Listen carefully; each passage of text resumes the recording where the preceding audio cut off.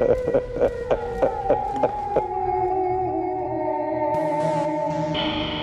क्या बोलोगे आप?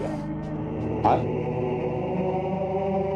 मान हानि से ज्यादा हानि करने वाला केस कोई और नहीं होता। तो वकालत तुमने पढ़ी है, तो कमाल है, कानून का ज्ञान हम तुमको बांट रहे हैं। तुम बस छुट्टे पैसे की तरह बचते रहते हो जेब के अंदर, छन छन छन छन। तो बाहर निकलते ही एकदम चुप।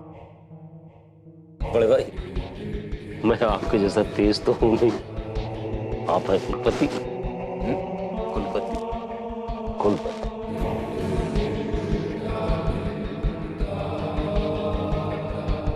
कुलपति नहीं, अधिपति। जीवन के युद्ध में जीतने के लिए कौन सा दांव कहां चला जाता है क्या में आता है। हम भाग्य विधाता हैं। भाग्य विधाता किसको कहते हैं जानते हो? भाग्य विधाता वो नहीं कहलाता जो खुद की किस्मत बदले, बल्कि भाग्य विधाता उसे कहते हैं जो दूसरे की किस्मत को पलट सकते। बस ये जो हमारी खोपड़ी है, इसके अंदर ये जो बुद्धि है, जो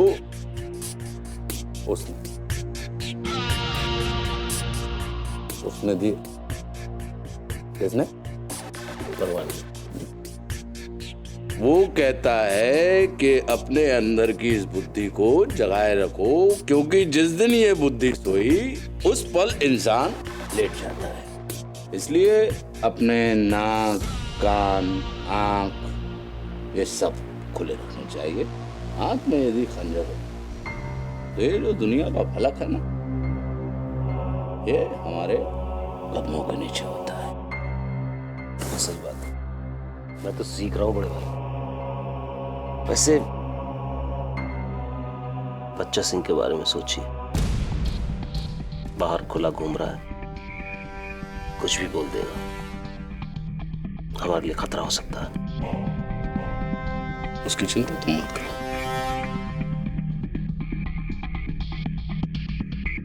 किराए पे वक्त तो दूंगा 10 मिनट।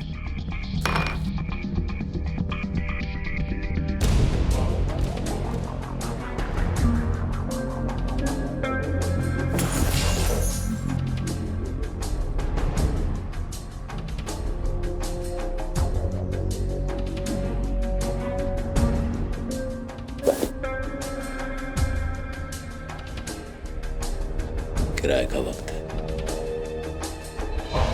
कब तक चलेगा? खर्च हो जाए। तुम तो बस तमाशा देखो, चुपचाप। असली मजा उस लड़की रचना का है जो अपने बनाए हुए चक्रव्यूह में खुद ही फंसने वाली है।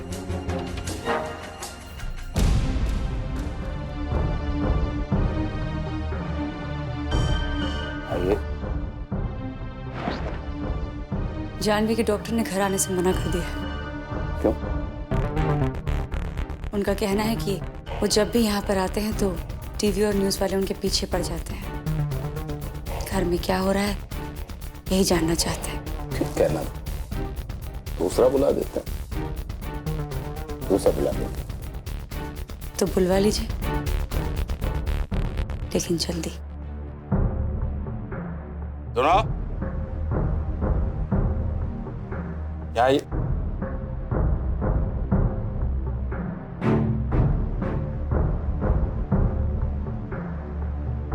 हम कुछ पूछना चाहते हैं आपसे। ये हमारे लिए अपने चेहरे पर आप गाली लिखे क्यों घूमते हैं?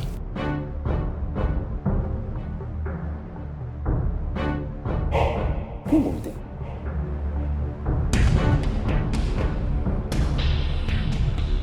क्यों घूमते? सिर्फ इसलिए कि वो लड़की रचना, जिसे आप जानती हैं ना, हम जानते हैं, चिल्ला चिल्ला कर कह रही कि उसके साथ अन्याय हुआ है, अन्याय हुआ है, सिर्फ इसलिए। चलिए आज हम भी चिल्ला चिल्ला कर कहते हैं हमारे साथ अन्याय हुआ है, हमारे साथ अन्याय हुआ है। किनके साथ? आपके चिल्लाने से आपके झूठ का दावा सच नहीं बन जाएगा। और जरा सोच समझ कर बात कीजिए। बहुत साथ बैठे हुए। इनकी क्या बात कर रही है? अच्छा, क्या नया इसके लिए? इसके सामने खूब तमाशा किया है आपने, लोगों की गर्दन पे चुरी तक रखी है आपने। जैसा बैठे हुए ठीक से बात करिए, हमें तमीज पढ़ा रही हैं आप। नया नहीं है कुछ इसके लिए। ये जो रंग है ना, काला, कौन सा? काला।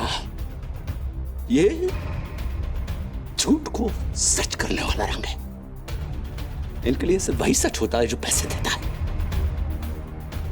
हमने आज आपसे बात क्या कर ली, हमें तमीज सिखाने लगी। साहब बैठे हैं।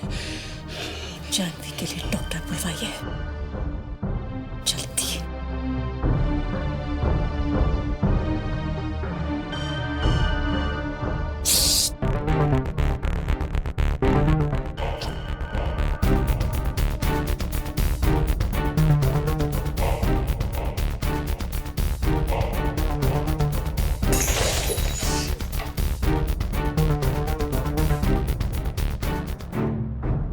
यार राहुल,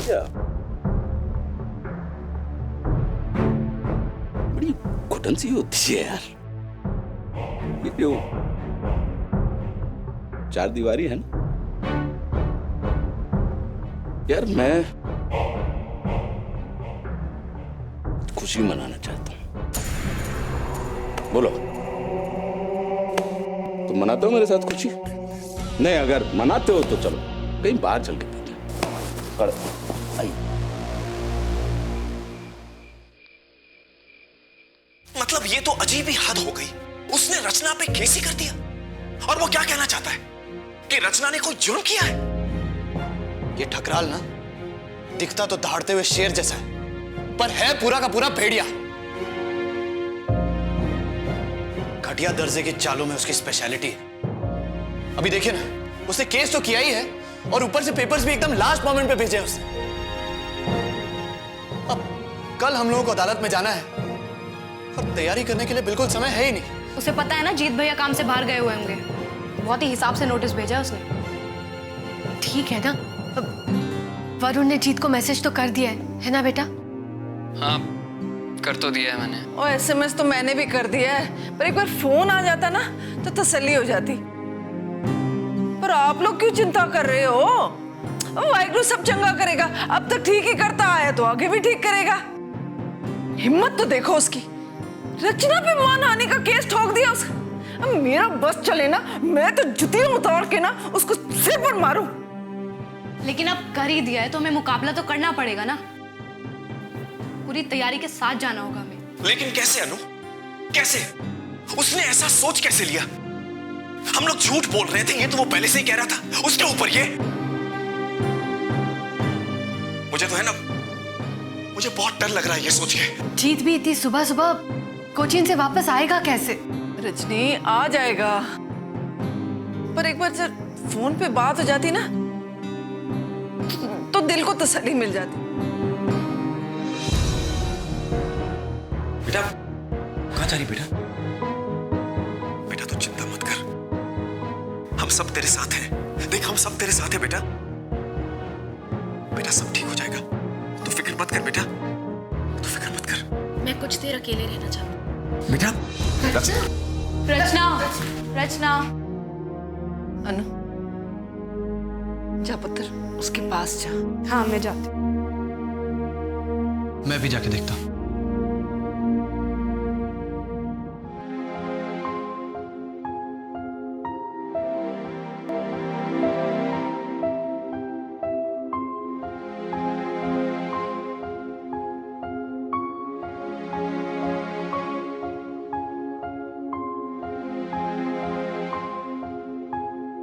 रचना, क्या हुआ?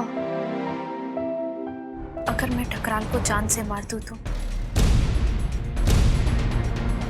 रचना, ये क्या बोल रही है? हमें उससे छुटकारा पाना ही होगा। मुझे समझ में आ गया है, वो इंसान सुधरने वाला नहीं है। अगर वो अदालत में आके सरासर इतनी झूठी हरकत कर सकता है तो फिर बचा ही क्या है। वो तो कहीं भी खड़ा होके कुछ भी बोल देगा और हम सारी उम्र उसे जवाब देते रहेंगे। उसे खत्म करना ही होगा। रचना रचना रचना, प्लीज शांत हो जाना। तो ये सब सिर्फ इसलिए बोल रही है क्योंकि अभी तो गुस्से में है। हाँ रचना, प्लीज हम लोग आराम से कुछ सोचेंगे ना। लेकिन रचना, अभी जो तुम कह रही हो वो तो नहीं मोहित, मैं कुछ गलत नहीं कर रही हूं। मुझे समझ आ गया है, उसके अंदर जरा सी भी शर्म नहीं बची है और ना ही उसे कोई एहसास है अपनी गलती का।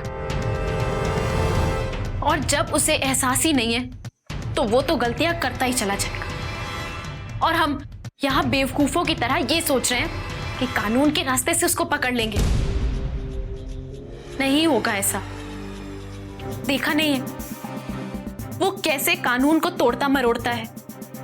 लेकिन ऐसे पागल होने से काम चलेगा क्या? अरे वो तो चाहता ही यही है कि हम अपनी सारी एनर्जी गुस्से में वेस्ट कर दें। देखा नहीं तूने पापा को अभी कितना डरे हुए थे वो। और राहुल, वो बेचारा, वो तो कुछ बोलता ही नहीं है, चुपचाप बैठा रहता है। अभी जब मैंने उसकी शक्ल देखी ना तो मुझे एहसास हुआ पिछला पूरा 1 साल उसने ऐसे ही डरते डरते बिता दिया है। हर पल वो बस यही सोचता है कि अगले दिन, अगले घंटे क्या होगा। और इस सब का जिम्मेदार सिर्फ वो जल्लाद है। रचना, मैं और अन्नू तुम्हारी हर बात से सहमत है। तुम जो कह रही हो वो सही है, ठीक है। पर रचना, हम लोग उस ठकराल की तरह तो नहीं है ना? नहीं मोहित, बहुत हो गया ये नाटक। हम अच्छे हैं, वो बुरा है। हम एक आदमी के ऊपर इतना टाइम नहीं बर्बाद कर सकते। बहुत सारी चीजें हमें जो करनी है। और सच में उसे मारने में बुराई क्या है? रचना, मेरी बात ध्यान से सुनो। अगर तुम्हें इतने सारे लोगों के साथ मिलकर यह आंदोलन चलाना है तो फिर तुम जो कह रही हो, क्या वो करना सही होगा? नहीं रचना। और अगर तुमने ऐसा किया भी तो उसके बाद तुम कहां जाओगे? फांसी।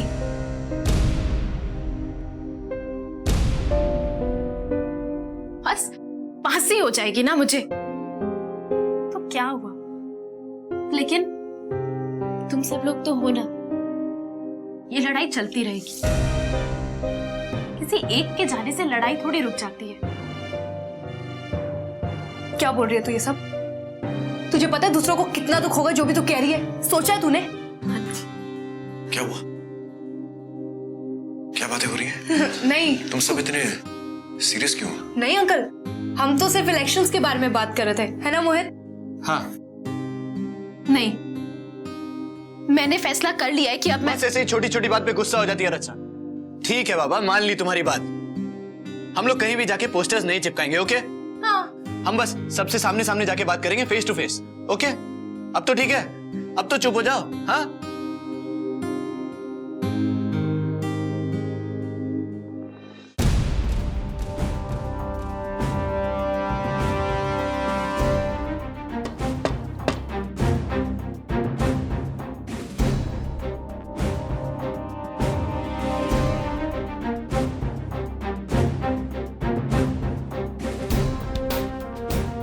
अदिति सोई नहीं? अच्छा हो। तुम्हारा ही इंतजार कर रही थी। बहुत मन कर रहा था कि आज तुम यहाँ आओ और मैं तुम्हारा चेहरा देखूं। हमें भी ये उम्मीद थी कि आज तुम हमसे जाने के लिए नहीं कहोगे। एक बार फिर गलत सोचा है तुमने।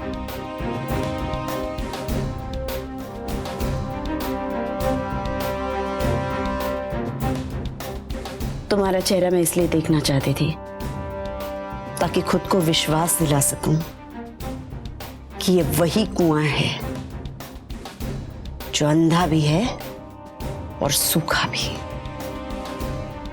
मुझे यकीन नहीं हो रहा है केशव, तुम इतने स्वार्थी, इतने बेशर्म बन गए हो कि खुद को बेकसूर साबित करने के लिए तुम रचना को गुनहगार बनाने की कोशिश कर रहे हो। हाँ, मैं देखना चाहती थी तुम्हारी शक्ल, ताकि तुम्हारे लिए मेरे अंदर जो नफरत भरी हुई है उसे मैं फिर से जिंदा कर सकूं। हम रचना को गुनहगार नहीं, खुद को बेगुनाह साबित करना चाहते हैं। बाल की खाल निकालने के लिए माफी, लेकिन एक बात कही तुमने कि नफरत को फिर से जिंदा। इस बीच ये नफरत कम हो गई थी कुछ हमारे लिए। भ्रम में रहने के लिए अगर नशा करके आए हो तो रहो भ्रम में, लेकिन तुम्हारी हिम्मत कैसे हुई कि तुम रचना के ऊपर? तुम्हारे लिए विश्वास करो, यदि तुम्हें न देखता तो मैं उसके ऊपर यह केस कभी दायर नहीं करता, लेकिन अपने आप को बेगुनाह साबित करना चाहता हूं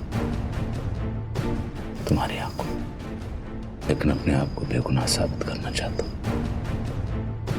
तुम्हारी आंखों। जिसके सामने तुमने उसके पिता की हत्या की, उसके सामने तुम साबित करना चाहते हो कि तुम बेगुनाह हो? तुम आदमी हो या?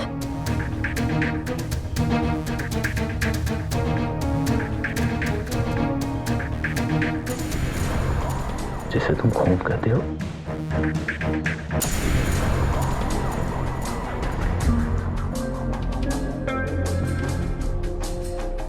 अजाद अपने अस्तित्व की रक्षा। झूठ एक बार बोला जाए या 10 बार, झूठ झूठ होता है और मुझे इससे कोई फर्क नहीं पड़ता। मुझे पड़ता है। मैं अपने आप को तुम्हारी नजरों के सामने बेगुनाह साबित करना चाहता हूं। कौन मानता है? तुम्हारी बीवी मानती है?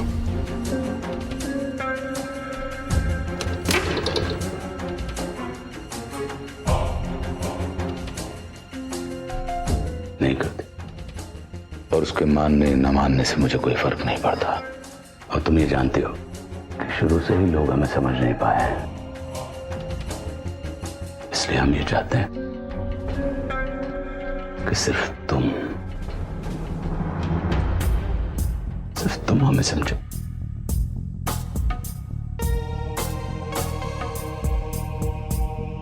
इसलिए हम जानना चाहते हैं कि तुम क्या सोचते हो। अगर भरोसा करोगे तो खुशी होगी।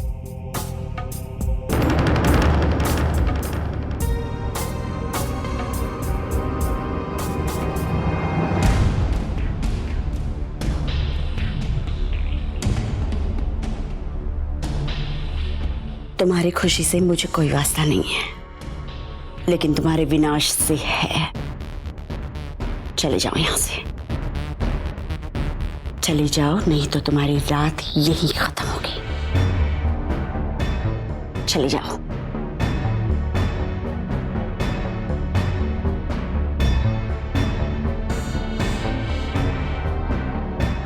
हमें खत्म करने के लिए इसकी जरूरत नहीं आती थी।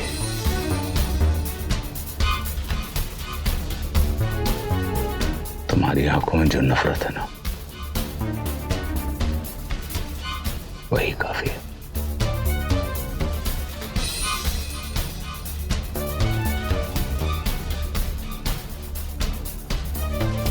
जाते जाते एक बात पूछना चाहूंगा, अगर उचित समझो जवाब देना। यदि इतनी ही नफरत करती हैं आप हमसे, तो हमने ये जो घड़ी आपको तोहफे में दी है, वो अभी तक क्यों है आपके पास? या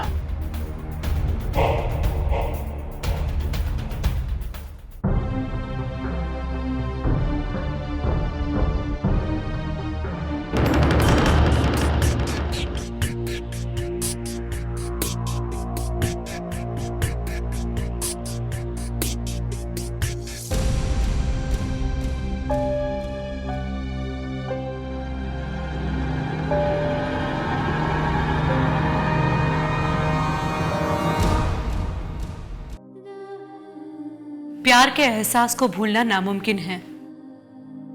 उम्र भर की नफरत भी प्यार को दबा नहीं सकती, जबकि एक पल का प्यार नफरत को जीत जाता है। प्यार से ऊंची बस एक ही चीज होती है, सच। क्या सुषमा का सत्य के लिए प्रेम अदिति के अतीत पर काबू पा लेगा, जहां वो कभी केशव से प्रेम करती थी, या फिर वो ठकराल को ही केशव मान लेगी? क्या रचना को सुषमा राय की तरह अदिति चौधरी पर भी भरोसा रखना चाहिए?